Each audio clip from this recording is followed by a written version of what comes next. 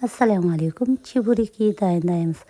Ол үшін ыстық суымызға тұзымызды салып, жақсылап араластырып, ұнымыздың үстіне құямыз. Үстіне сұйық майымызды құйып, тағы да араластырып, енді қамырымызды илейміз.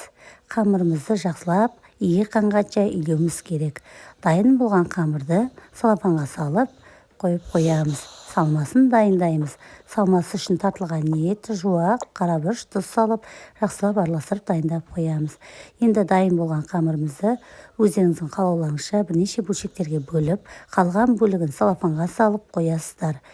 Себебі кеуіп кетпеу керек. Енді бір бөлігін алып, осылай оқтаумен жүпшыққа етіп жайып, ортасынан салмасын салып, екінші жағымен жауып, жан-жағын белкімен бүгіп шығасыздар.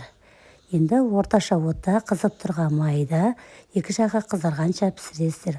Осымен чебурекиміз дайын ас болсын.